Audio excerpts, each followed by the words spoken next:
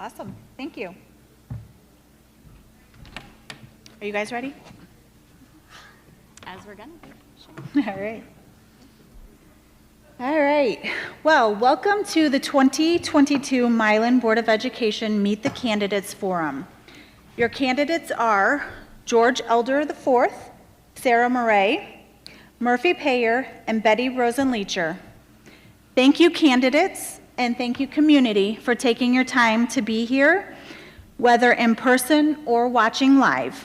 My name is Angela Thomas, the Milan Area Chamber of Commerce Board Secretary, and I will be your host for this evening. The format tonight is as follows. Each candidate will have 10 minutes to respond to 5 prepared questions in speech format. These 5 questions will remain on the screen while all candidates respond. There will be a 2-minute, a 1-minute, and a 30-second warning for the candidates during this section. It will be right down here in front. Following the prepared responses, questions were accepted from the community using a Google survey. Each candidate will be allowed up to 2 minutes to respond to each question. There will be a 30-second warning for the candidates during this section. As appropriate, similar community questions were combined into a general question on specific topics.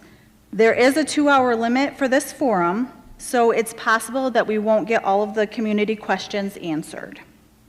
We are ready to begin.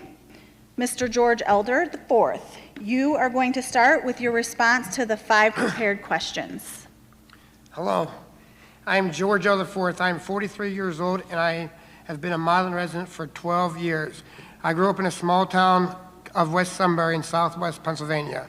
After graduating from Montauk High School in 1998, I joined the Marine Corps and honorably retired in 2018.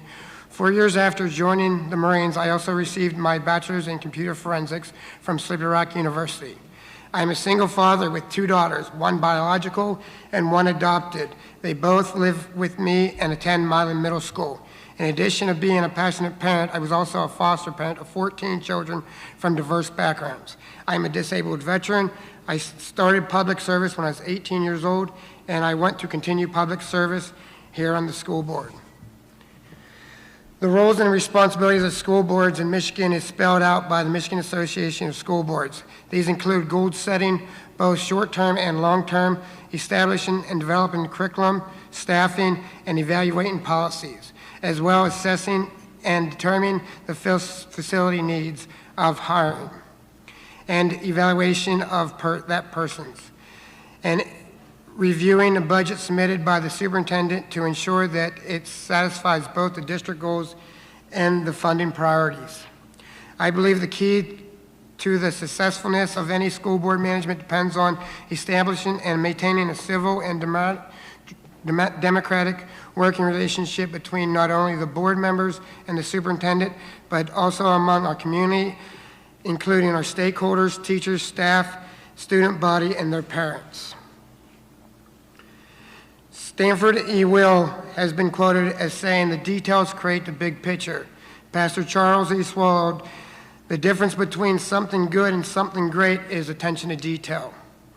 In that spirit of detail, our district is made up of a collection of details. Our teachers, our students, our parents, our curriculum, our programs, our objectives and goals, and our social and behavior needs individually and collectively must all be considered when making the big picture decisions. It's simple. It means that we must take the time to understand, to research, and to analyze and identify the array of details that and the ways in which policies are affected by the relationships between these details. And now these details and policies are configured or changed, they would improve the existing practices. This type of education discipline in the policy transformation recognizes the importance of the constituents and essentials and invites everyone in the local community to the Milan School Board table. In doing so, it represents the big picture details not only come into focus, but they hopefully for the purpose of benefiting more bountiful education harvest for all of our students and their families.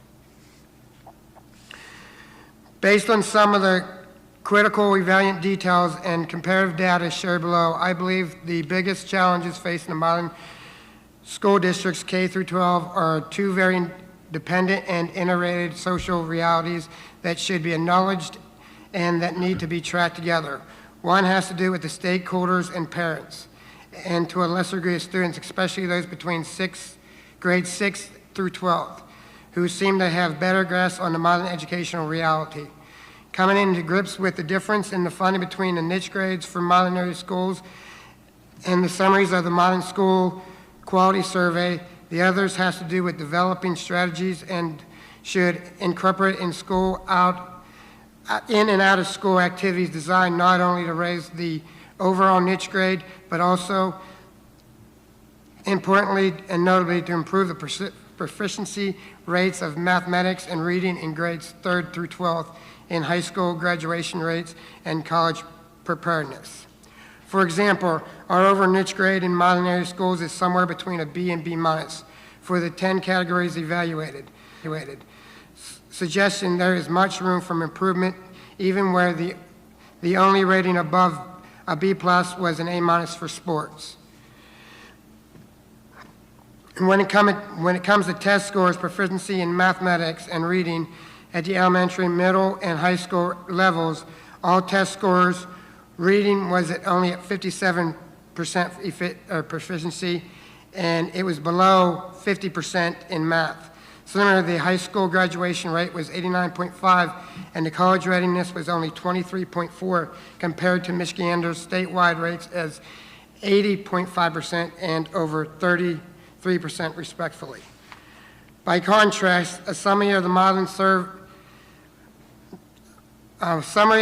survey for the 5 areas surveyed: academic, sports, student support, school leadership, family involvement, and safety and behavior.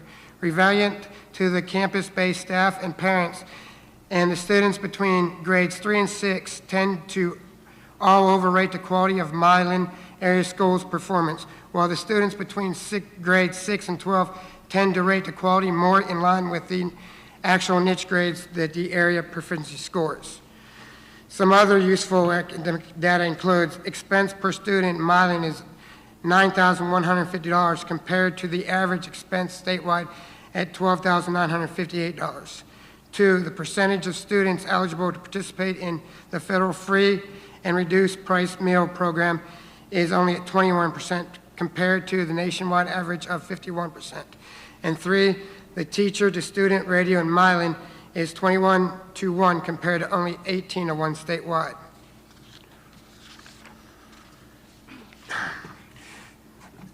And the last question, because my daughters and I have taken interest in the middle school's 360 program, it provides the students to congregate with their friends, hang out, play basketball, elect for an hour after school 2 days a week. I believe that the students enjoy this free and uninterrupted time together. I have also found it useful as an incentive for my 2 girls to build social responsibility and mutual trust with their peers. Thank you. Ms. Sara Meray. Okay, thank you. Okay, we good? Sorry. Hi, good evening, and thank you so much to the Milan Area Chamber for organizing this important community event tonight. My name is Sara Meray, and I'm honored to be seeking election for our school board, which I regard as the next phase of my servant leadership to this district. I've been a resident of Milan since 2014, and my wife and I and my daughter live right around the corner. I'm a parent, as I said, of a spunky, vibrant, almost 9-year-old daughter, and I am also a former Milan teacher. My personal and professional backgrounds make me uniquely suited to serve in this role and have taught me how to speak and listen in multiple languages: the language of a teacher, that of a student, the language of a parent, and now in my new role, the language of instructional leadership. For the past 15 years, I've been a classroom teacher in upper elementary school and middle grades. I served the most recent 5 years of my career right here at Milan Middle School. Off script a bit, it was the most profound 5 years of my career. So during my classroom teaching career, I served diverse groups of students and in a variety of contexts, from public to charter school in districts similar to Milan and those vastly different from Milan. Outside of my classroom, I've been a member of the negotiation team and a building representative for our Milan Education Association, two experiences which gave me valuable insight into our district's structure, its operations and financial concerns, and the opportunities that we have to better serve our teachers and our students. Additionally, I've worked with the grassroots diversity, equity, and inclusion team that was formed by teachers and staff within the district. I've had the great honor of also coaching our middle school drama club and working with those students to support their personal growth and realize our shared creative visions. In the spring of last year, I made an incredibly difficult decision to take a professional leap, to follow a goal that I'd almost given up on, to support other teachers and teacher leaders. This meant leaving behind the school that was to be my forever home, unparalleled colleagues and all of my beautiful students, and most profoundly, perhaps, my comfort zone. It was a bittersweet move, but it's one that has allowed me to develop new insights into special education and the implicit biases in our structures, in our school systems, and where we can better design our learning environment to meet the needs of all students. I also work in the area of technology and instructional design. So this is an opportunity to serve our Milan students at a higher level in my new role. So all of these work and life experiences have also taught me to enter each new situation, each dilemma, with what I have learned to call beginner's mind. It's the attitude that I can learn in every context and that I will not have all the answers, and that each person is the expert of their own experience and their own journey. So as a board member, I'll continue to value relationships and the varied perspectives in our district, if elected. As far as the roles and responsibilities that I perceive for our school board, that is outlined as according to the Michigan Association of School Boards. We partner, the school board partners with the superintendent. It guides the district by setting policy on matters involving our budget, goal setting, long-term and short-term staffing, curriculum, facilities, and evaluation of both our programs and our superintendent. In my view, a local school board must stay focused on these duties as outlined by the MASB and make decisions that are just, equitable, and grounded in research and solid pedagogy, even if those decisions are sometimes politically unpopular. I do not view the school board as a service, a customer service model, for example, where the aim is simply to satisfy a customer. Our job as board members is to facilitate dialogue, collaborate, research, innovate, and problem solve with our community, our students, our staff, as well as any outside experts we may engage to support our work. A school board's primary responsibility is always to serve the diverse student population, and sometimes sound educational decisions may run contrary to popular opinion. So in thinking about making decisions on big picture issues and how I prepare myself to fulfill that duty, as a member of our Board of Education, my decision-making will be grounded in equity and social justice, as well as robust research and data. I will strive to make choices as I did in my classroom, setting aside personal beliefs or emotion as much as possible, and focusing on finding the path forward that best supports the well-being of all those involved. I also believe in the power of collaboration and seeking ideas from outside our usual silos of experience and information. As a board member, I will value our community and collaboration with other districts, seeking support and guidance from others facing similar challenges, while continually engaging in the practices of self-assessment and reflection. Our board is also governed by rules and processes that give structure to decision-making and ensure the equitable distribution of power and voices. The votes will not always fall in the way that I feel is best, but that is part of the process, and I will trust the wisdom of the group in those situations. The biggest challenges that I see facing our school district today are many. It is difficult to identify just a few. I take comfort in knowing that we are not the only school districts facing these challenges, and there is wisdom in our greater organizations. So in addition to the cluster of issues surrounding equity, inclusion, social justice, another area of great challenge and importance to me is the attraction, hiring, and retention of quality, diverse staff for our schools. During my 5 years of service in this district, many of my colleagues left Milan in search of greener pastures in other districts. In fact, as of our most recent board meeting, 2 more teachers have left our middle school, colleagues that I held in high esteem and worked with during my time. It pains me greatly to see yet more attrition from our district. And it is an awkward position for me to sit in because I represent one of those people who had to make a difficult professional decision. This attrition, though, greatly disadvantages and disrupts our students and staff. Although we made strides with our last contract negotiation and partnering with the board and our superintendent, Milan is still, in my opinion, not the competitive, attractive district it could be. And there are still issues that exist of pay equity within our staff.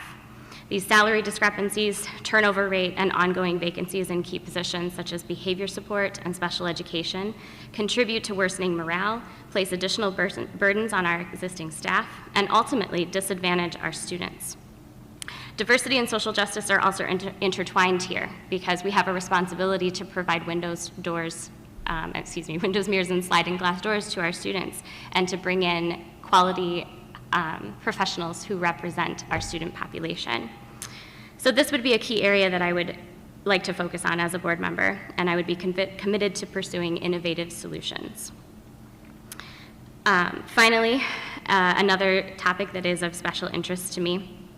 It aligns with our current strategic plan goal of expanding relevant and individualized learning opportunities for all of our students. I believe that our career readiness and vocational training could begin earlier in our district. Our high school has an impressive variety of programs from robotics to FFA and computer science and programming experiences for students.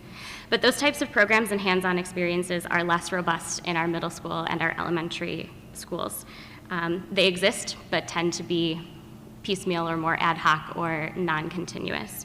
So as a board member, I would advocate for expanded offerings and wider variety of courses at these lower levels. Middle school especially, in my experience, is a time when students are searching for a sense of identity and belonging. And while many find it in writing or math or perhaps band or choir, students whose strengths are best expressed through building or creating, their potential lies largely untapped. And I believe that expanding programming in these areas could have a positive impact on student behavior and engagement as well, and allow us to be more responsive in this post-COVID educational era. Thank you.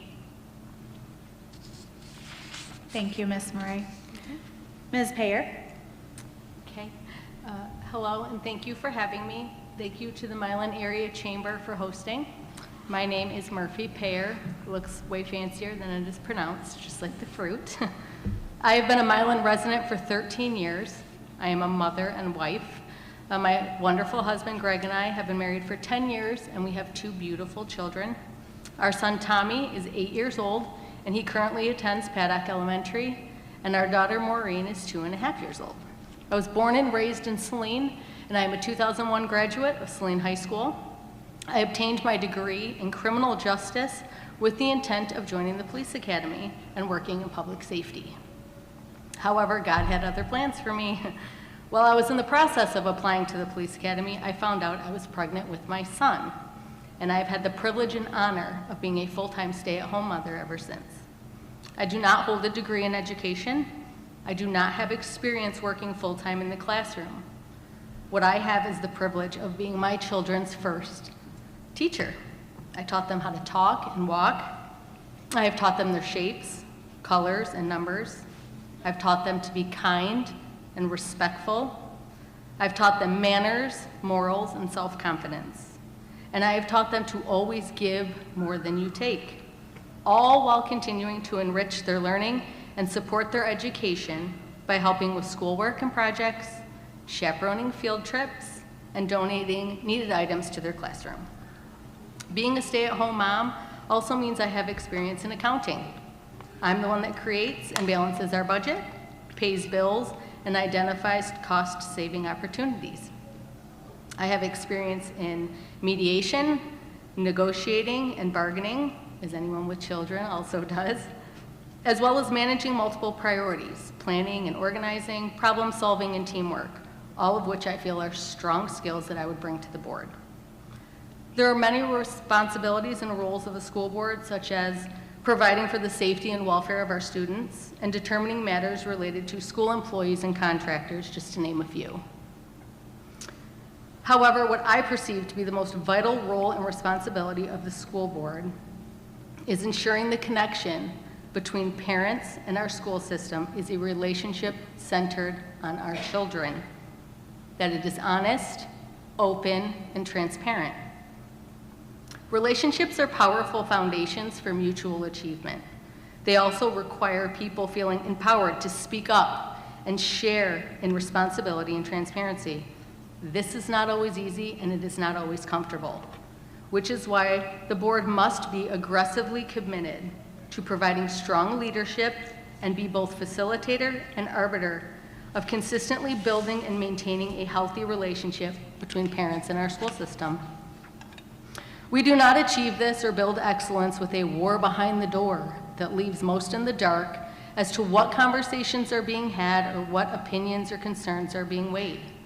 We must instead set the tone of openly engaging each other and our leadership in honest scrutiny and respectful discussions and debates, which are representative of the various views, questions, concerns, and ideas of our community and of its parents. When feedback and concerns go unaddressed, invalidated, or parents are shamed for having them, it undermines the parent-board relationship that is so critical for our success. People need to see mutual accountability play out. They need to hear themselves being represented. Ensuring that this happens is what I perceive to be the role and responsibility of our school board. I was asked how I will prepare myself to tackle the big picture issues. You know, part of being a big picture thinker is considering other perspectives. Of course, we live in a world where plenty of people have plenty of opinions, and that can be overwhelming. I believe this causes people to make rushed, emotional decisions based on incomplete information, and oftentimes we regret those decisions down the road. I will take the time to understand another point of view, but also stay focused on my purpose and goals in the issue that is at hand. To prepare myself to make these big picture decisions, I'm going to ask myself two questions, and these are important questions. Number one, does it add value to our district? And number two, is this decision keeping us focused on our mission, our values, our vision, and our goals? I will talk with the other board members, the staff, and the community about these matters. I will make sure I have looked closely at what I do know, and I have sought out answers to what I do not before deciding on the issue at hand. You know, the late Kenny Rogers gave us some really great advice in his song, The Gambler. You have to know when to hold them, fold them, and walk away. When preparing myself to handle the big picture issues, I will hold the line when the issue is an ethical one or when the best interests of the students are clearly not being considered. I'll fold when the issue does not directly affect the students and staff, and quite frankly, won't matter a year from now. And I will walk away when the issue at hand has been voted on. I will support the board's final choice, no matter which way I voted. I support the legitimacy of the choice. However, this does not mean that I will pretend to agree with it if I don't, but I will maintain the integrity of my dissent. And when things do not go the way that I hoped, I will remember that success is getting up one more time than I am knocked down. I then have to trust myself and know that I've done everything in my power and position, in my power to position the district for success. Part of setting our district up for success requires acknowledging the challenges we currently face. I want to first acknowledge the amazing, loving, and nurturing teachers, paraprofessionals, and administrative staff who are doing the very best that they can with the circumstances and tools that they have been given. But our district is facing serious challenges when it comes to the retainment of our teachers and our students, as well as our district test scores, which are, to be quite honest, embarrassing.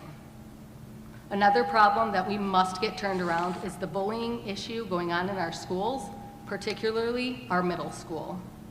Now, these issues, while extensive and complicated, are all issues I believe can be fixed with the right leadership. But first, we must acknowledge that these are problems in our district. Sweeping these things under the rug only amplifies the problem. And I'm going to end tonight speaking about the school-related topic that holds a special place in my heart, and that is our students who have special needs, IEPs, and 504 plans. As the mother of a child with an IEP, I want to thank our special education department, all of you, from Lon, Lisa, Tammy, Sharon, Paris, and everyone in between. These individuals have made my family's experience with the special education department an absolute joy. I want to make sure that every family and every student has the same outstanding experience that mine has. Students with disabilities should absolutely be provided all the support they need to be successful. This is difficult to do when we have a significant and ongoing paraprofessional shortage in our district.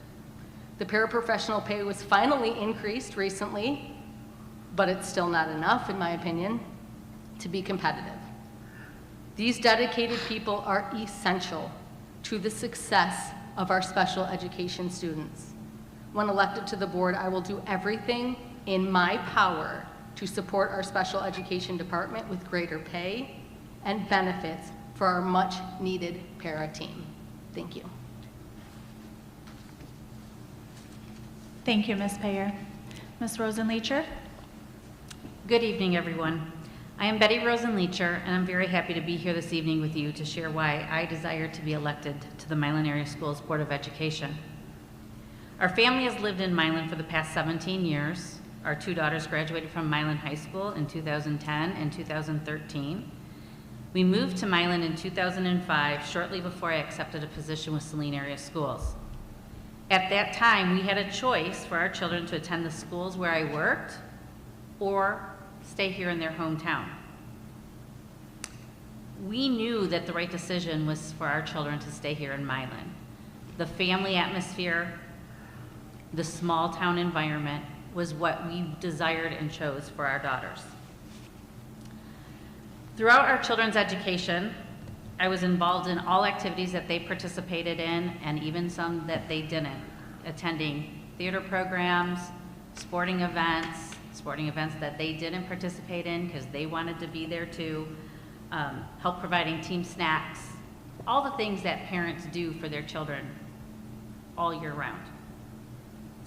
I have over 25 years of experience in education, including as a middle school teacher, an at-risk instructor, an instructional coach, curriculum director, assistant superintendent, and building principal. My greatest joy was serving as a building principal and probably as a middle school teacher, because those children are something special. I have served in 3 different communities: Melvindale Northern Allen Park Public Schools, Airport Community School District, and Saline Area Schools. I retired from my principal position in Saline in 2020 so I could be a full-time caretaker for my mother who passed away this past December. It was with her passing that I was looking for how I could give back to education in a new and different way, which is what brings me to the table here this evening. I continue to be involved in education also through an organization called Opportunity Thrive that focuses on the health and wellness of our educators in our schools here in Michigan. In my role with Opportunity Thrive, we focus on the health and wellness. I assist with training new coaches to work with teachers throughout the state. I lead 2 small group cohorts of coaches throughout the year to support their learning and their coaching practice. I believe the primary role of the school board is to set policies and goals as indicated by the Michigan Association of School Boards in support of our district vision and mission, that is to educate all students that are served by our district. The Board of Education has 1 employee, it is the superintendent, and together with the superintendent, the board is charged with reviewing and setting budgets, addressing curriculum issues, ensuring the district continues to meet the vision for the school community so all students in Milan area schools thrive in and beyond their time in the district. It's setting them up for success, whether it's college, vocational education programming, the military, or the career workforce.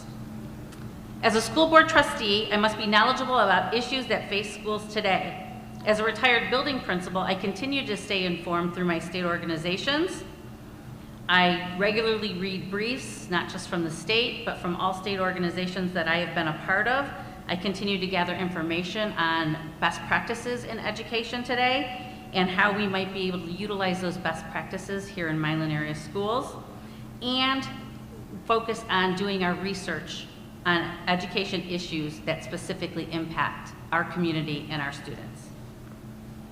As a board trustee, my role is to carefully read each and every board packet, seeking clarity on unclear items and ensuring that I am informed on what is happening throughout our district. I attend events throughout the district and will continue to do so, participating in as many activities as we can possibly participate in, and really focus on spreading the good news of our schools. That is one area that I think we can do better. We have so many great things happening, but it gets overshadowed sometimes when things aren't going well. It is not my role to micromanage individuals employed by the district. Should I have questions about things that are going on in the school, things that I hear happening in our schools, I need to seek information and find out more. Is it rumor or is it fact? And how can we address those facts openly and publicly? I believe one of the biggest challenges facing our school district today is the impact that COVID-19 pandemic had on our children and their academic progress. We must continue focusing on where our students are and what they need to help them grow academically versus focusing on a deficit model focused on what they have lost over the last 2 years. Where are they today, and how can we help them to grow at greater strides over the year? The board must continue to support our faculty and staff to meet our students where they are by providing appropriate staffing, curriculum, materials, and programs to meet those needs. The board's key role in achieving these goals is to be a good fiscal steward of the district's and community's dollars. Another challenge facing our school today is the division we see in our community. We must find a way to come together even when we disagree on issues. Public schools' role is to educate all children in the community, regardless of their race, their creed, their differing abilities, gender, sexual orientation, socioeconomic status, etc. Today, more than ever, we must unite for the good of our children, our schools, and our community. We must find a way to lift our educators and support staff who work tirelessly to serve our children. As a board trustee, I will place our children, staff, and faculty at the center of decisions that come before the board. As a former school administrator, I continue to be concerned for the social, emotional health, and wellness of our students, faculty, and staff that we serve. Our students feel stress when adults in the system struggle with stress, anxiety, and mental health due to the division that has been sown because of the pandemic and political issues. I really feel it's important that we have disagreement amongst ourselves and amongst our community, but attacking one another, whether it's from this side of the board table or from that side of the board table, will get us nowhere. And there are many good people in our community that want to do right by all students in Milan area schools. I am also passionate about working toward a more socially just community. I do believe there is a place for every student in our schools, and as a community, we can provide for all students and find equitable solutions to the challenges that our most marginalized students face. In closing, I would just like to thank Ms. Thomas and the Milan Chamber of Commerce for hosting tonight's forum, and our community members who submitted questions to the Chamber. I look forward to sharing my thoughts on matters most important to our community. Thank you. Thank you, Ms. Rosen-Leacher. Okay, now we are going on to the questions from the community. There will be 2 minutes to answer each question per candidate. We are going to start with Ms. Meray, and we'll go down the line. We'll end back with Mr. George Elder IV. Okay? If you need me to repeat the question when it's your turn, please just ask. Question number 1. While COVID dollars provided one-time funds to support delayed learning and other COVID-related issues, what budgetary decisions would you make to provide an excellent education for our students when COVID funds are no longer available? Okay, thank you. That is a challenge that is going to be facing all districts across the state as we work to reevaluate our budget in light of differing funding from what we've gotten used to. I do believe that one thing that Milan Area Schools has consistently done well is do more with less, be creative with our funding. We have been a small district in comparison to those around us, and that affects our funding. So in terms of budget decisions that I would look to make, it would be taking a look at where we have expanded our funding and what levels we are staffed at, and making those adjustments as critically and responsibly as we possibly can. One thing I believe we have going for us is that we have done a massive infrastructure investment in terms of technology and some building improvements, and so those would be areas of funds where we can take a step back and reallocate. We know that we will not need to spend a great deal of money in those areas within the next 1 to 3 years. But we also need to be cognizant of our per pupil count and our enrollment, because those are going to determine our funding as well. So this is an area where I look forward to learning and participating in the dialogue with the board and the community and our superintendent. Thank you. Thank you. Ms. Payeur, do you want me to read the question again? No, I think I get it. Look, I'm very concerned with our current budget, especially with our declining enrollment. The ESSER funds are no longer going to be available. That was a one-time, to the best of my knowledge, that was a one-time allotment of money that we were going to get. I'm not really sure, and I'm going to be very honest with you.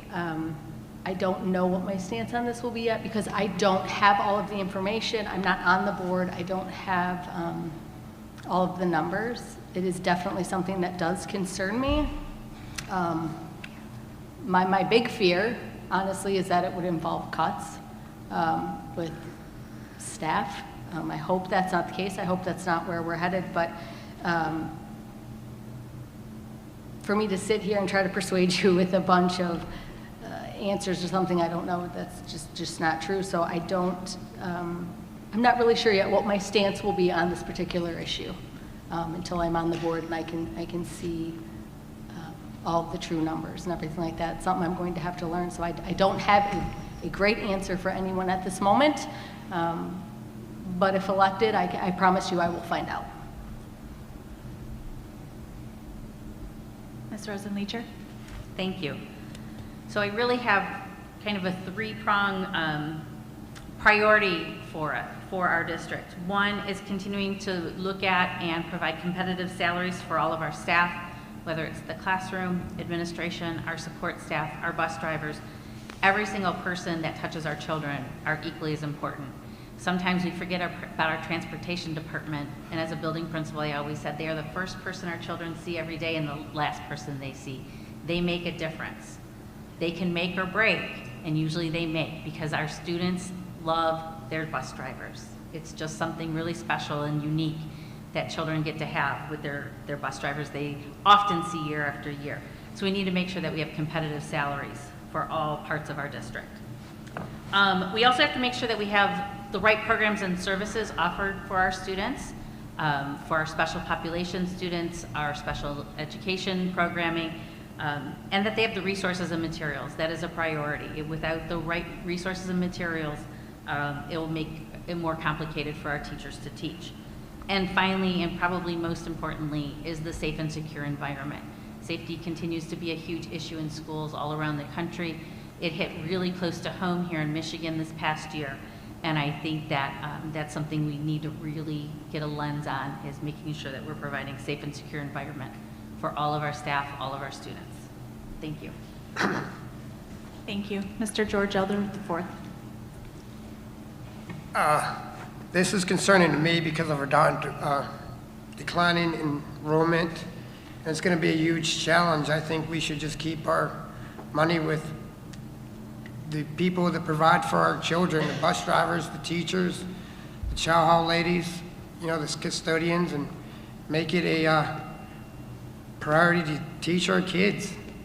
And all these extra activities, you know, we gotta, you know, my house, we gotta scrape pennies and make ends meet, but we do it. You know, we gotta make sacrifices. But, you know, I don't know what's all involved with the budgeting right now, because obviously I'm not on the board, but they would have to take some huge cuts somewhere. Thank you. Question number 2, we'll start with Ms. Payeur. What is your stance and/or plan for incorporating or not incorporating programs, experiences, and education surrounding LGBTQ+ students, minority races, and other marginalized groups? I'm going to ask you to read it for me one more time, if you don't mind. Thank you. What is your stance and/or plan for incorporating or not incorporating programs, experiences, and education surrounding LGBTQ+ students, minority races, and other marginalized groups? This is a tricky question because I don't know why we're singling out certain groups of students. I don't look at our students based off of their color, shape, sexual orientation. So I'm not really sure if that is a fair question. I'm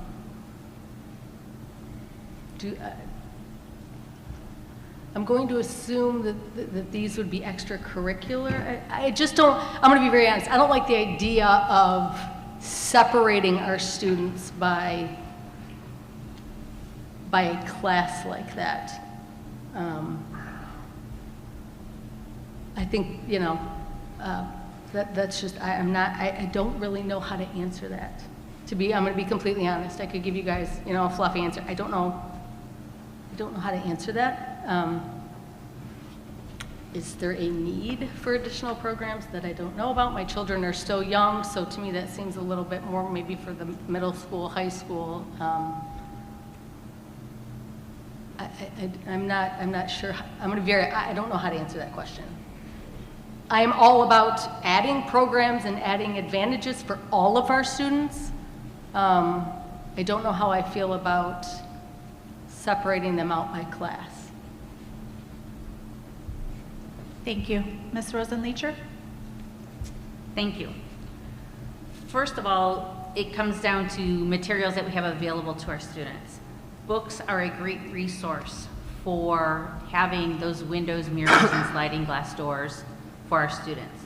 So when a child of color, black or brown child, reads a book that has a black or brown lead character that they can see themselves in, that they see them as strong and independent. An LGBTQ student, exactly the same. When they can see themselves in the materials that they're reading, that they have access to, it helps to have them feel included. Specialized programs, I'm not certain that again, to separate out, but they have to see themselves in the curriculum and the materials that they have access to. In Washtenaw County, we have a very robust social justice program, which many teachers across our county and teachers here in Milan area schools I know have had the opportunity to participate in and are continuing to do so. I've been fortunate enough to be able to attend a first round of that training and hope that if I'm on the board that I will be able to go into the second level of that training as well, because I truly believe in learning side by side with our teachers. Social justice is an important piece. It's not that any group or individual is wrong or should be wrong. It's understanding all of our history, and we need to really expand on that so we can improve and foster a safe environment that supports the academic, social, emotional, physical, creative, and cultural needs of every individual that we serve. Thank you. Thank you. Mr. Elder IV. My answer is we must consider if it's age appropriate. We should work with our families our parents know their children more than the teachers do. I don't think any child should be singled out, and asking a third grader to identify themselves as a pronoun is totally crazy in an art class. If we're teaching this stuff, it should be in a history class or a health class. That should be get involved with our math, our reading, our science classes, our art classes. This should be done in like this, history or health class. But to sit there and talk about it in a math class or science class or art class is totally absurd. That's the reason why our kids are failing, because I think we're putting more attention to these pronouns than we are the education. Thank you. Ms. Meray? So this is a really important question for me, both as the person I am and as an educator and as a person who has made a significant effort and commitment to examine my own implicit biases, the lenses through which I view the world, because it directly impacts the work that I do and how I move through the community. One of the big missions when I was on our diversity, equity, and inclusion team here at Milan, which was started again by teachers and staff who recognize a need for creating, as I said earlier, windows, mirrors, and sliding glass doors. Those are not my words. Those are the words of a profound educator whose name is escaping me at the moment. Apologies, whoever you are. But it means that we have a responsibility to make sure that our curriculum, everything from our storybooks in our libraries to our history textbooks to the conversations that we're having in our classroom, are had with the recognition that we all have not just one identity. We don't exist in one space in our world. For example, I'll share my overlapping and intersecting identities. I am white. I am middle class-ish, depending on inflation lately. I am cisgendered, which means I match the gender identity that culture thinks I probably am. And I'm able-bodied and I'm queer. So it is important to me that my daughter sees herself, her family, me, and others who are very different from her in all of the texts that she sees in school, from, again, the storybooks to the conversations to the history. We are all people with diverse backgrounds, and that needs to be seen in our schools. Thank you. Question number 3 is going to start with Miss Rosen-Leacher. What role do you see parents and guardians having in the education of their children, and how do you think parent input could most effectively be collected and applied within the educational system? Thank you. Without parent and teacher and guardian relationships, we will never succeed as not just a school system, a community, but as a society. So I feel very strongly we need to find ways to invite our families back into our schools. The last 2 years took a toll and really pushed that division. Families and teachers couldn't be together, couldn't sit together, couldn't have conversations together. And we need to find a way to return to that. When our teachers and our families can sit down together, can communicate with one another, talk about their differences, where they have agreements, where they see differences, to support the children, that's when our children will succeed the most. So it is about building and rebuilding those relationships that have been lost. It's not just a Milan thing, it is a school problem everywhere. And I don't know that we have found the solution on how to say to our parents, we want you back, we need you back, because our schools only succeed when our parents are a part of the building and the community. Thank you. Thank you. Mr. Elder the Can fourth. you repeat the question? Absolutely.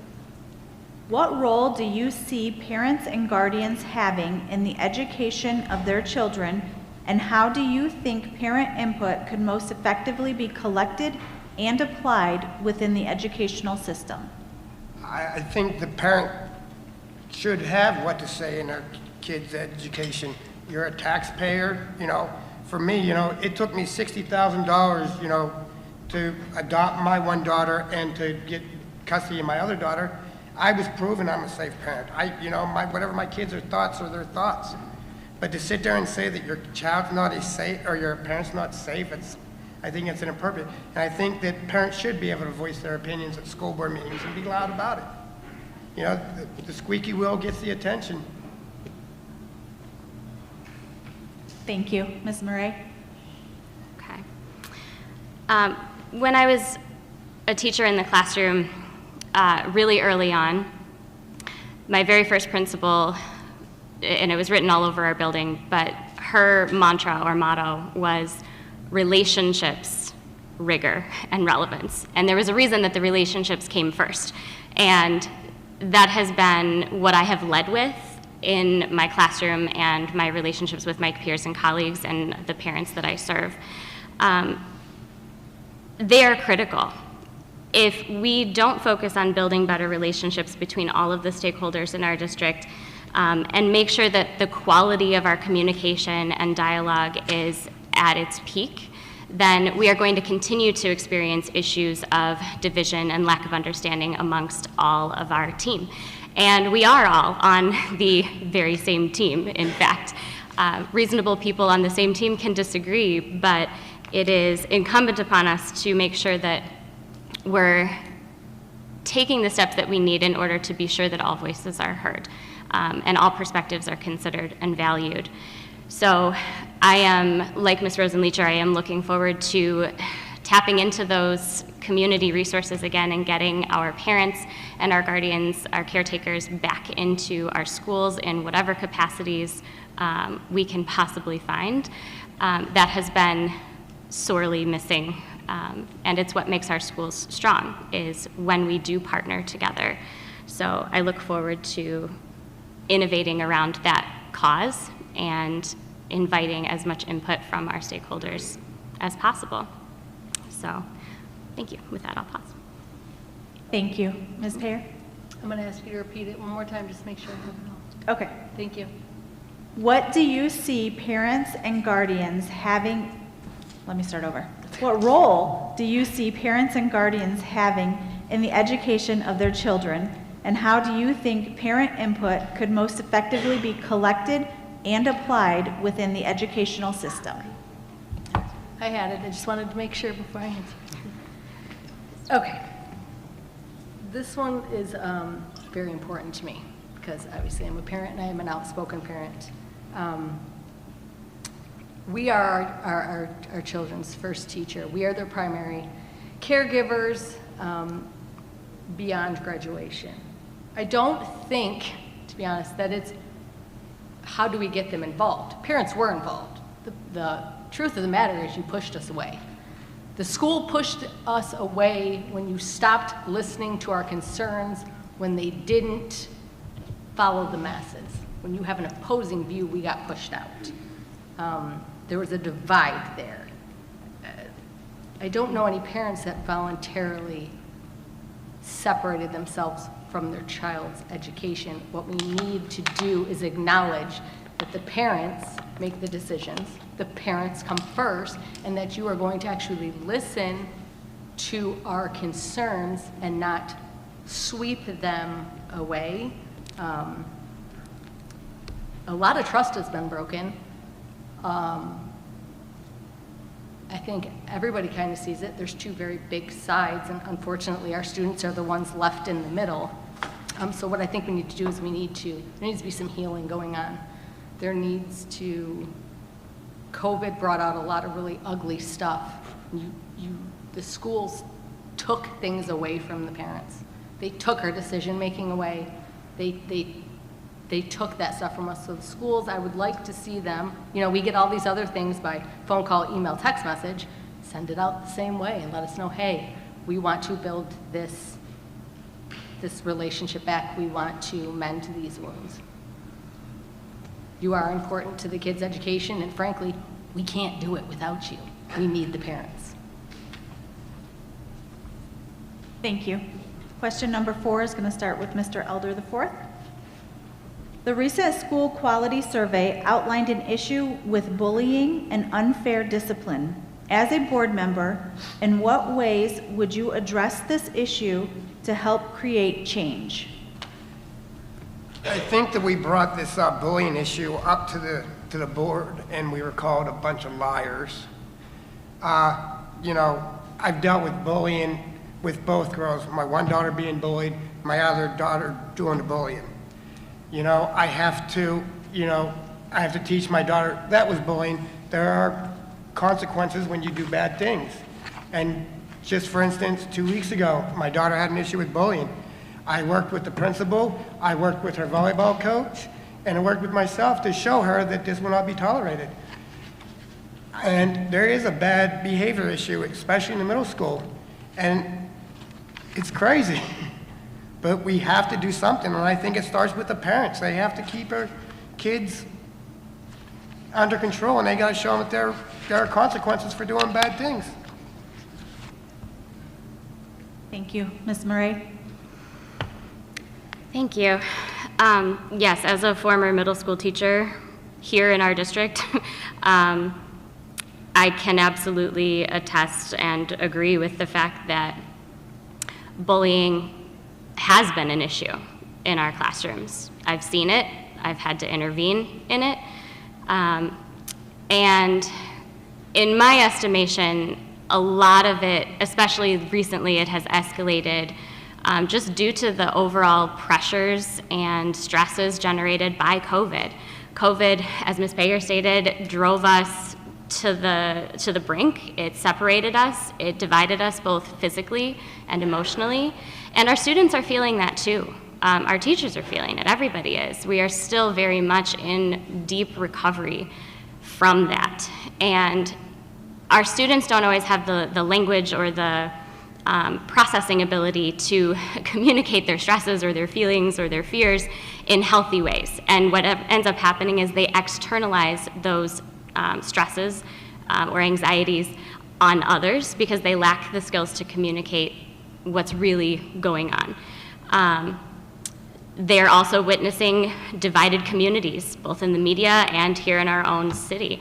So it's natural to see that reflected in our students. So what I believe we need to do and what I would work for as a board member is bringing back and strengthening our social emotional learning programs at every level. I think Paddock does an amazing job. When my daughter was a student there, they work tirelessly to embed empathy practices throughout their entire building. And I would love to see that continue through the middle school. I think our middle school students could really benefit from some direct instruction in empathy and compassion for one another and healthy problem solving that doesn't result in name calling and more division. So as a board member, that's what I would work to support. Thank you. Ms. Payeur? Well, I'd like to, I'm glad that somebody else acknowledged that there is a problem with bullying in our district. I'd like to see a zero tolerance policy brought back. I find it absolutely unacceptable that the way these kids speak to their teachers, their staff. I've had multiple staff members come up to me the last few days about the middle school, and I'm like, what is happening over there? Why is they're like little animals? I mean, I get it, they're 12 and they're all little animals, but I was really concerned, and I'm like, so what? Again, my son is 8, he's still at Paddock, so I'm like, what happens when this is going on? And I've got parapros telling me, and a student tell me, well, we get 5 warnings. I go, well, like, what's a warning? Like, well, you know, like stop or talk to you in the hallway. I go, okay, then what? Then we get a call home. What? We have 5 chances to be just rude, bullying, disruptive, and then all it leads to is a call home. So I think really there needs to be zero tolerance. Zero tolerance policy, in my opinion, especially for the aggressors, because I've also, and again, this is hearsay, this is just parents talking to me at pickup. Don't quote me. Don't come back to me on Facebook. This is just what they're telling me at pickup. That the known aggressors are not getting in trouble.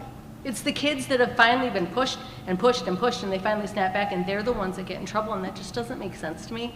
So I guess for me, what I'd really like to see is consistent enforcement of a zero tolerance policy with the bullying. It's not acceptable. And unfortunately, these kids are seeing it at home. They watch their parents do it. So it's okay. We need to stop that. We need to learn. You don't have to all like each other, but you have to respect each other. You're in school. Respect your staff. Respect your teachers. But really, my warning would be, hey, parents, your kids see you. Thank you. Ms. Rosen-Leacher? Thank you. Again, I really do believe that bullying and these issues of bullying come down to the relationships that we have or don't have in our schools. We know that when students have trusted adults within the schools, their desire to turn to negative behaviors tends to decrease. We also know that bullying often stems from some form of trauma. Students act out and become a perceived or a discipline problem due to some kind of trauma that we may or may not be aware of, and that we need to get to the root cause of that. And again, that comes back to those relationships. It's that not that we ignore bullying or that we dismiss it. We cannot do that. As a school principal, I had contracts that we would have with students who demonstrated or exhibited bullying behaviors that were written to protect both the child that was offended as well as working to help the child who was exhibiting those behaviors to find ways to correct the behaviors. And it was done in conjunction and collaboration with the family.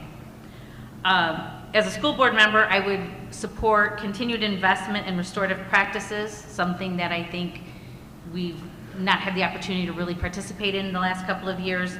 De-escalation strategies for our staff, alternative educational opportunities, and training for our staff in all of these practices. When we do our undergraduate studies in education, trauma-informed is new and we haven't gotten there yet. We need to invest in our teachers and our administrators so they have the tools they need to be able to de-escalate and attend to the difficulties that so many of our children are facing today. Thank you. Thank you. Question number 5 is going to start with Ms. Meray. What do you believe the district could do differently to better support the academic and postgraduate needs of all students, including students with special needs? Thank you. Could you read that for me one more time? Yep. What do you believe the district could do differently to better support the academic and postgraduate needs of all students, including students with special needs? Okay, thank you. So this is an area that I am continually gaining more capacity in being able to look at our district through this lens. As a general education teacher, it was certainly always a piece of what I did, but now in my new role, I work in the special education department for the WISD, and it has already broadened my perspective and given me the ability to look at our systems and processes here in Milan through a lens of universal design, really. So first and foremost, what I think the board and what I would support is we need to address our significant staffing issues within our special education and intervention programs. We do not have the number of TCs that we would like to have. Obviously, we work to be in compliance to have the correct number, but correct is not always enough. And as was mentioned earlier tonight, our paraprofessional staff is woefully undersupported in many ways and is not as populated as it should be. We need more paras, we need more one-to-one supports for students.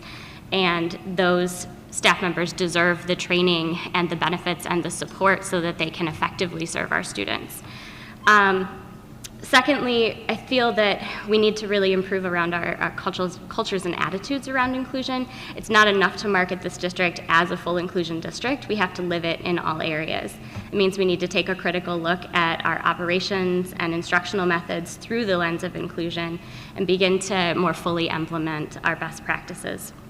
So as a board member, I would encourage our curriculum leaders, our teachers, our administrators to pursue a shift toward universal design for learning, which means that what's good for a special education student is probably also very good for a general education student. So we can be looking for things in our technology that we can leverage, and things in our curriculum and inclusive classroom practices. Thank you. Ms. Payeur? Yeah, for me, it would be, our counseling department at the high school should be expanded.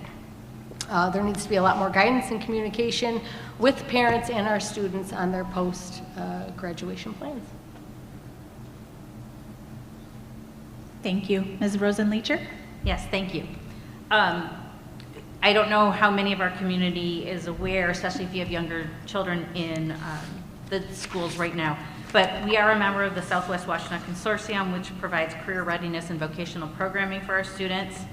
I do believe we need to expand those opportunities through the consortium so we can reach a broader, cohort of students.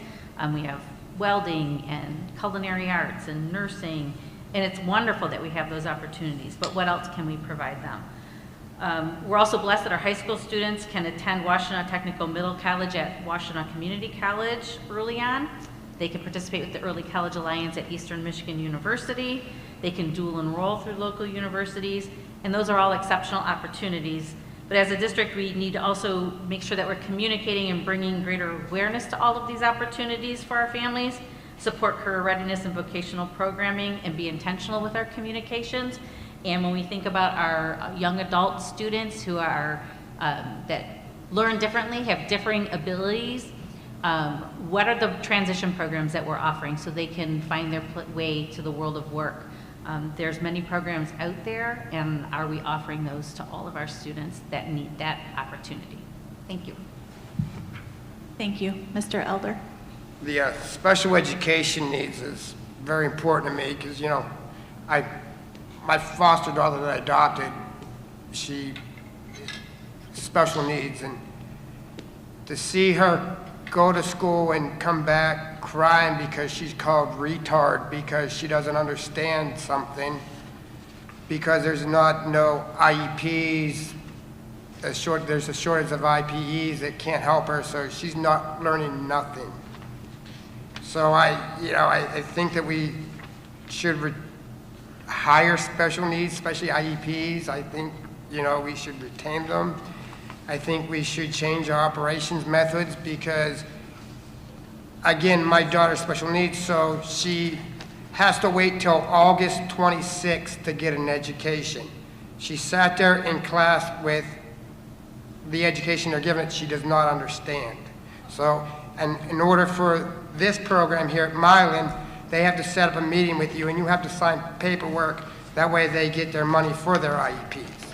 So again, the system needs to be changed. Thank you. Question number 6 is going to start with Ms. Payeur. Can you offer your opinion on Milan area schools' current strategic plan, including some facets of it that are of particular interest to you? I have seen it.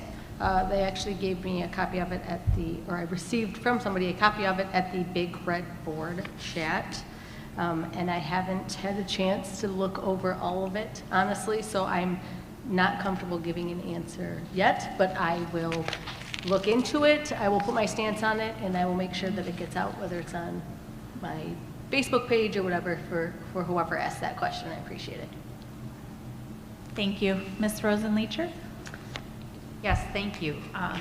I was very pleased when I first saw the strategic plan. I think it's very targeted and specific, and I'm excited to know that the board is looking to align how they conduct their board meetings in alignment with that strategic plan, so it starts to make more sense to the board members and to the community at large, because everything will be connected. Right now, it feels like it's been somewhat disconnected, so they're looking to make a change there.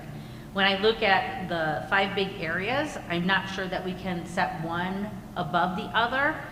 When you look at, because they're focused on academic achievement and fostering safe environments, but then you look at the operation is, looking at our facilities and supporting a safe environment. Again, safety and security comes up time and time again, and that's such an important, critical critical piece for families in schools everywhere.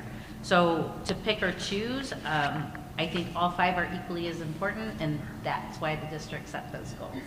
So thank you. Thank you. Mr. Elder the fourth. I think that all 5 are good. I think the important ones is the education and the school safety.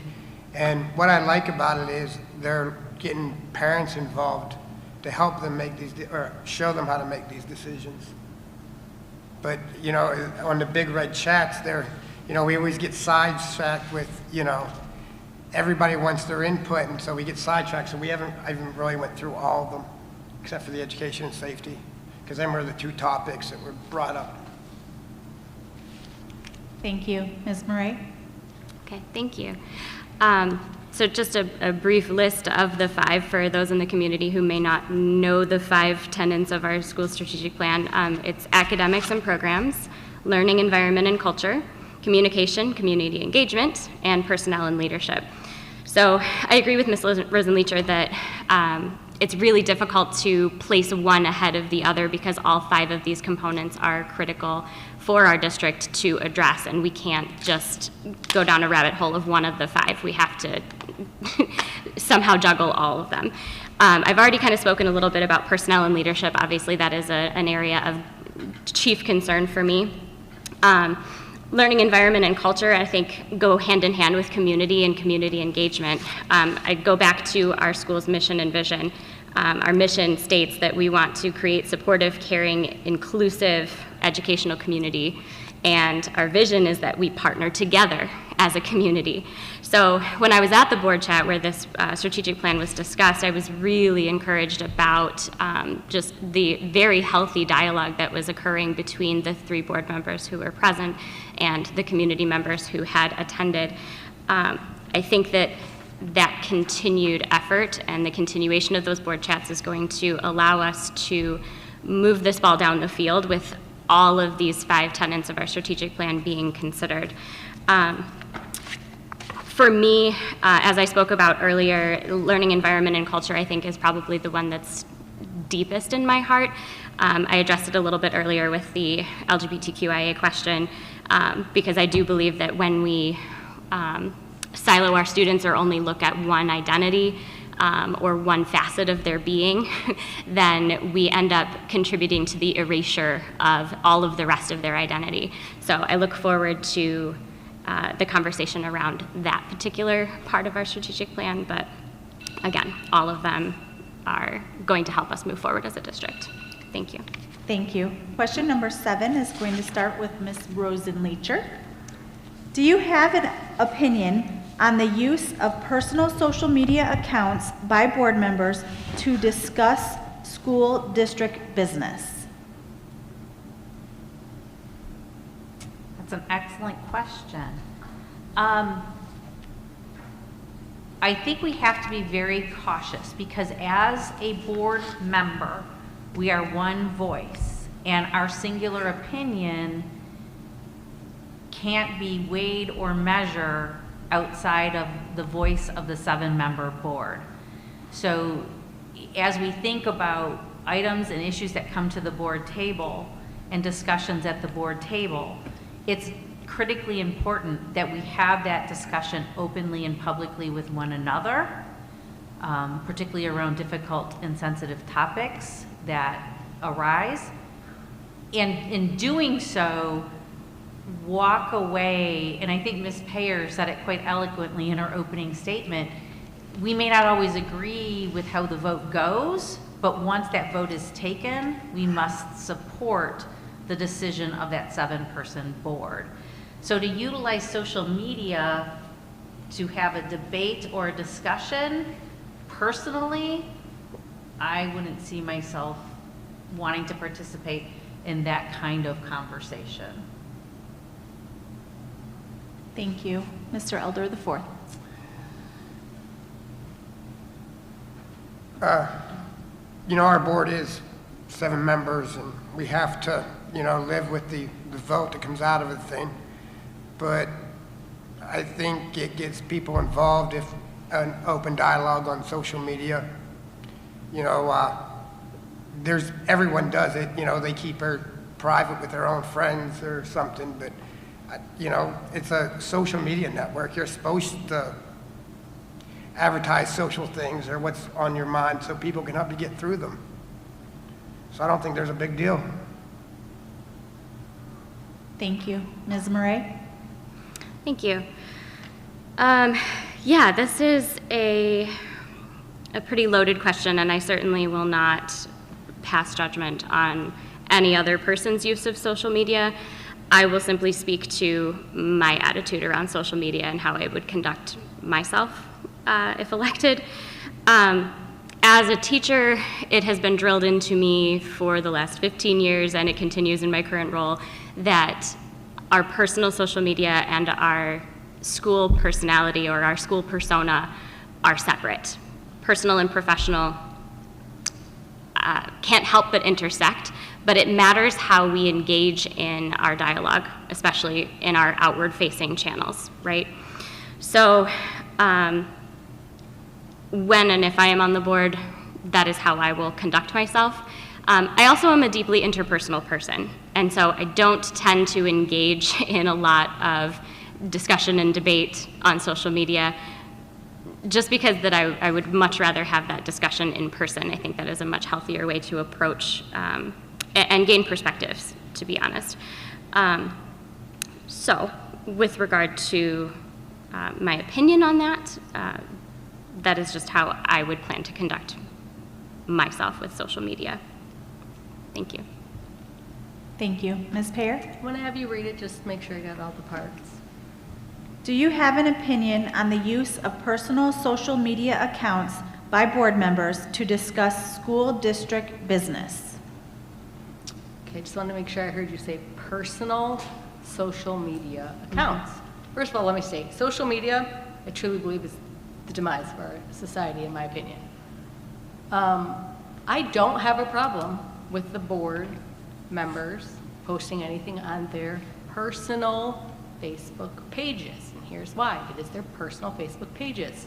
If I am friends with a board member, this is just me. I don't accept everybody on Facebook. I'm not just friends with everybody. I post pictures of my children every day, things of that nature, so I know all of my Facebook friends. But everybody's entitled to their own opinions, board member or not, and if they want to put on their private page their opinion about something, great, go for it. I think that's fantastic. I don't know what you would hide it for. Board information shouldn't be hidden, shouldn't be something that's secret. You know, I've had social media issues myself. I didn't scrub my accounts. I have nothing to hide. I stand behind everything I post. So if a school board member posts something on their social media that they 100% stand behind and are willing to express to people face to face, I'm not really sure what the issue is. No problem on my end. Thank you. Question number 8 is going to start with Mr. Elder IV. As a board member, how would you support the district's employees as they continually hear and read about public schools being portrayed negatively nationwide? You know, I think this is a huge thing in every school. You know, I honestly feel bad for our teachers. They go through a lot. You know, I was talking, that I think our veteran, we should utilize our veteran teachers to help them out. Because they're getting discouraged, no parent's ever gonna agree with a teacher, it's obviously, but, I think to talk to the teacher personally before you go and raise some kind of hell about anything, I feel bad for our school teachers. They go through hell. Thank you. Ms. Meray? Would you mind reading the question one more time? Not at all. Thank you. As a board member, how would you support the district's employees as they continually hear and read about public schools being portrayed negatively nationwide? Okay, thank you. Well, the nationwide portrayal of our teaching staff and faculty for our schools is a difficult issue, and it's one that I have experienced firsthand. But I think it behooves us more to start looking at our climate and culture here in our community first, because that's where we have the greatest sphere of influence. We can do very little about what is happening outside of Milan, outside of our personal Facebooks, outside of what is said at our public comment periods at board meetings. Those things are not in our control. But what is in our control as a community is how we circle around our teachers, how we bring the wagons together, and how we address one another. As a teacher in the district for 5 years, there have been a number of times where, out of frustration and concern and sometimes fear or misunderstanding, things are publicly said that indict a teacher, not always by name, but we're a small enough district that if you are a certain grade level teacher, there's only one of you. And so it is very easy to know exactly who is being discussed, and done in a public forum that is extremely damaging to the morale of teachers. We need to be having these discussions face to face, shoulder to shoulder, partner to partner, team member to team member, and we need to make sure that we are uplifting and elevating our staff here in Milan at all times. We need to look at how we are supporting our social emotional needs of our teachers, not just our students. We know that educators are under a profound and unprecedented amount of strain. So what are we doing as a community to support and shield them? Because they're the ones that have to go into the classroom every day and do this important work. And if they feel that they're going to be attacked, singled out, or publicly criticized, then they will not feel that they have the emotional safety and security to do their jobs for our children effectively. So, thank you. Thank you. Ms. Payeur? Yeah, so to me, I feel like this is a nationwide thing. I think we all hear about it a lot, horrible things said about our public schools. And I think that's because things have gotten off track. We have a lot of political stuff coming into schools that I don't believe belongs there, and I feel like it's become a teacher versus parent thing, and I don't think that is true here in our district. I appreciate every teacher that my son has had. They have all been fantastic, all of the parapros, all of that. I have my issues with the school district, but never once has it been a personal attack on the teachers by any means. We couldn't do it without, I couldn't do it. I don't know how you guys do it, you in education. Kudos to you, because I absolutely could not do it. But I think what I'd really like to see for our district, I can't speak nationwide, I'm just going to speak for our district. If we could just get back to school, or George, I'm going to steal your sign. If we could just get back to basics a little bit and maybe leave all of that other stuff that really doesn't matter. It doesn't matter. Our kids got the rest of their lives to deal with that. If we could just get back to teaching our kids basic stuff, math, writing, all of that, I think really a lot of that negativity would go away. I think if we could just get back to the core subjects and leave all of the political stuff outside and allow parents to come back into the building, be back into the classrooms, build those relationships with the teachers, for our district ourselves, we wouldn't see those kind of issues. Personal opinion. Thank you. Ms. Rosen-Leacher? Thank you. This one hits really close to home. As an educator wellness coach, I've seen the harm that has happened because of this nationwide negativity. I see great educators wanting to leave the profession every day. And our best way to combat this starts with us. It starts with each of us as individuals in how we address conflict that we have with the schools. And conflict is not bad. It could make us better. But we need to do so in mindful and respectful ways, something that I will strive to do. Am I perfect? Goodness, no. But it is something that I strive to do each and every day. I think we also need to do a better job of celebrating the successes. We always hear when something horrible happens. What about the successes? I've had the pleasure, especially lately, I've personally not met Mr. Adams, but I'm loving what I see his kids doing. And I know he's not the only teacher out there doing that. So we need to find a way to celebrate those things and celebrate our students who are coming to school every day with joy in their heart because they're here and they're present. And that's really how we help to combat that. Thank you. Question number 9 is going to start with Ms. Meray. What is your motivation for running for the school board? Okay, well, that's a really good question.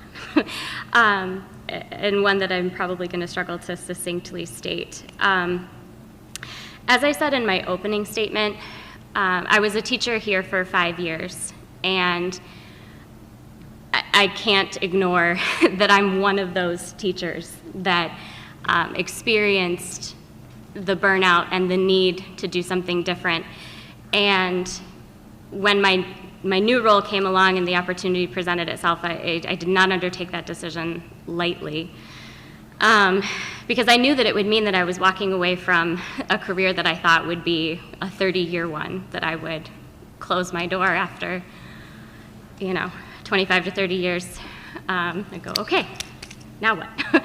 I didn't foresee the need to change careers, but I found myself sitting squarely in it after 2 years of pandemic teaching and 15 years in the classroom. I was ready. So it pained me greatly to walk away, because that's what it felt like at the time. But then, as frequently happens in my life, the universe brings about different opportunities that I couldn't have found myself unless it smacked me in the face. And for me, board leadership is my next why. We've always been coached as teachers to define our why, and my why has always been, well, if I don't do it, someone else might show up and do it with less passion. And that's true for this situation also. I really do view this next chapter in board leadership as my next opportunity to serve our students here in Milan. And I'm thrilled that I might not actually have to walk away, that I might get to come back and promote the growth and health of this district in a new way and serve our students in a greater capacity. So that's my why. Thank you. Ms. Payeur? My why is really simple. I don't want to be a politician. I hate politics. It's not my forte. But I had a choice to make. I have been attending board meetings for 2 years. I'll be honest, before that, never, not even a blip on my radar. It just wasn't. My kids were young. It wasn't something my parents attended or that I remember them talking about. It just wasn't something I thought about. But the last 2 years, I've really, and I apologize, my aunt's here, and she is a retired educator of years and years, and the fact that I just told her I never went to board meetings, she's probably shaking her head. But it's the truth. I didn't. But then there were all of these things going on, and I wasn't being heard, and I wasn't happy with the way the district was going. And, I chose for my son to come to Milan because I thought it was the same environment of the high school like I attended. It was a small, close community, and I loved that, and I wanted him to have that experience. And then when it wasn't quite going that way, I felt very defeated. I had a choice to make. And the choice was I can pull him from Milan schools, which I didn't want to do. He's got great friends. I loved the staff. I could pull him. I could homeschool him. I could send him to a private school, or I could fight for him. And I could fight for the other parents who aren't as loud as me and they're not as vocal as I am. And I had people call me and say, we need you to do this. I can't do it. I don't have it, but you do. And I'm like, I don't have it. I can't do it. But I had all these people. And my 8-year-old son looked at me and said, Mom, if not you, then who? When you want to talk about a parenting moment where what you say to your kids comes back to hit you, he was right. What do I say to that? If not me, who? So my goal or agenda or whatever fun, fancy word people want to twist is, I just want to make the educational experience for my children and everybody else's children the absolute best that I can. That's it. That's why I'm doing it. Thank you. Ms. Rosen-Leacher? Thank you. as I said in my opening statement, my why was looking for a way to give back to education in a different way than serving in the classroom or at the building level or central office level. Malala said, "Let us pick up our books and pens. They are the most powerful weapons. One child, one teacher, one book, and one pen can change the world." I'm hoping too that one board member at a time can change the world and bring us to a better place here in Milan. I have 2 daughters who are products of Milan area schools that are incredibly successful humans, and I couldn't be more proud to be their mom. And I give so much credit to the teachers that they experienced here and helping to form and shape who they are. Now I get to give back in a different way as a member of the Board of Education to do that exact same thing. And one little proud mama moment, which I never saw coming, our youngest daughter has decided to return to school to become a teacher herself. It's kind of a highlight here, and she did so really because of the teachers she experienced here, much more than her mother at home, for sure.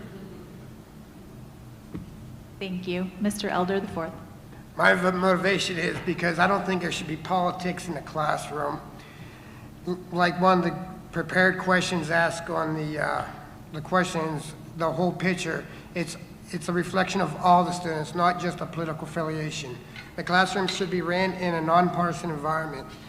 That's the reason my motto on my school thing is back to education. We pay taxes for our children to read, write, do science, history, mathematics, get back to that. So I'm hoping that if I get elected, I can bring the politics out of the classrooms. Thank you.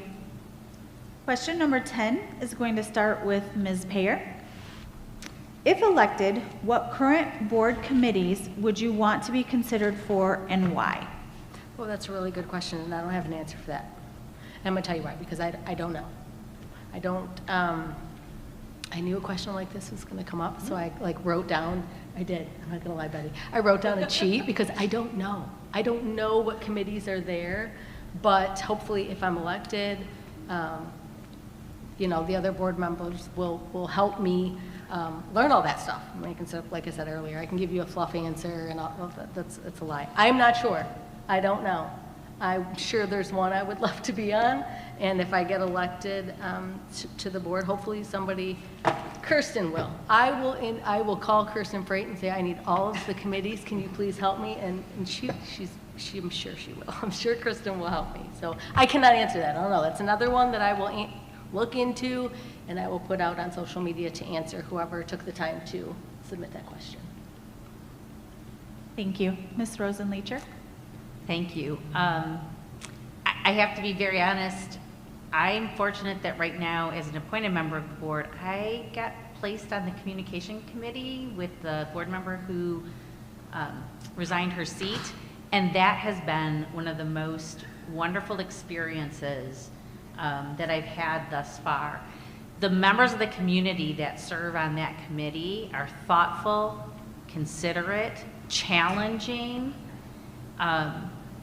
but solution-oriented. And that would be a committee that I would want to continue to stay on. Because I like that there's challenging moments, but they are coming with solutions too, that we can try to put together to better our district. Thank you. Mr. Elder the fourth. I'm not aware of all the committees that the school board does, but I would prefer to be on a committee where it takes care of the school teachers, show them some recognition and try to retain them and try to show them that the school district counts on them. So if there was a committee for the teachers, I'd want to be on that one because I'd take care of them. Thank you. Ms. Meray. I'll start by echoing the communication committee. I don't know if there's an opening currently, but as a relationship-driven person and a person who really believes that the dialogue and the connection from the board to the community and to our students and our teachers as well is going to be what ultimately moves us forward in a healthy and productive manner. I would love to be a part of that dialogue as well.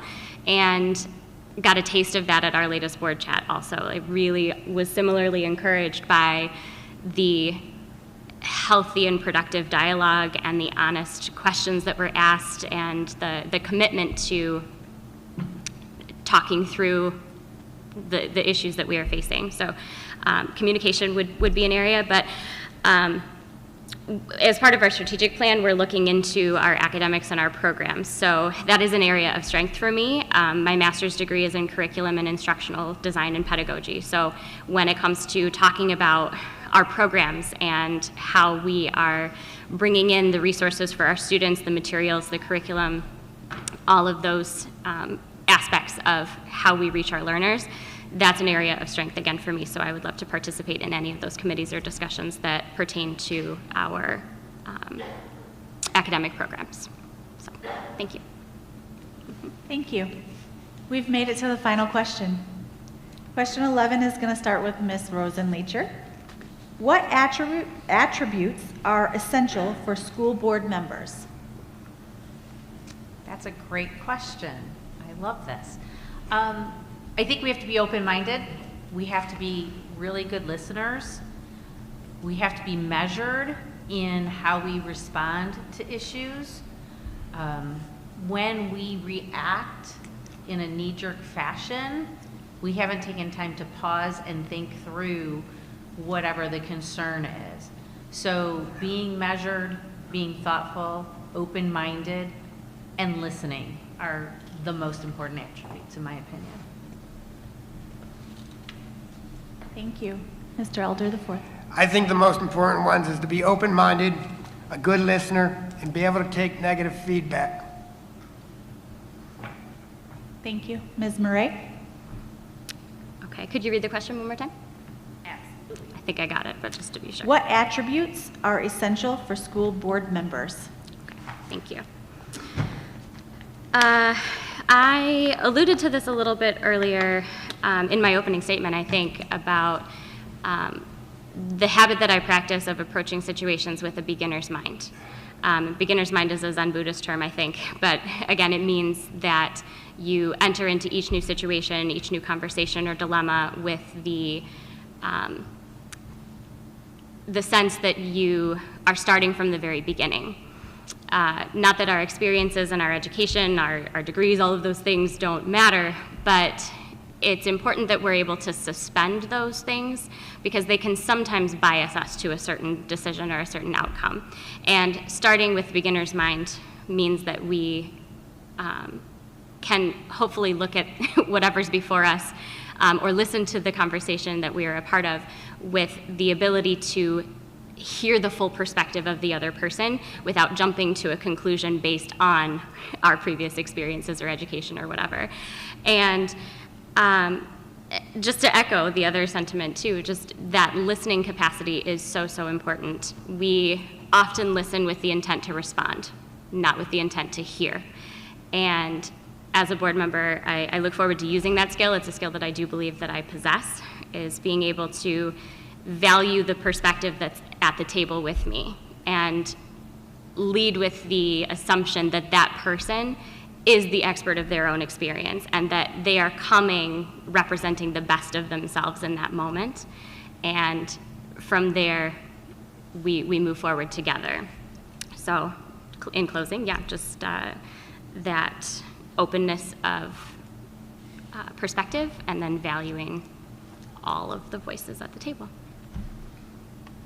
Thank you. And finally, Ms. Payeur. I'm going to start with, I'm going to agree with everybody else, open and honest. I think it's important that we admit when we don't know something, like I've done many times tonight, but that we find the answer, the willingness to learn, and to be humble. I think being humble is very important, and that we remember that we are representing our community and our students. Thank you very much. This concludes the 2022 Milan Board of Education Meet the Candidates Forum. Thank you very much, candidates, and thank you, Milan community.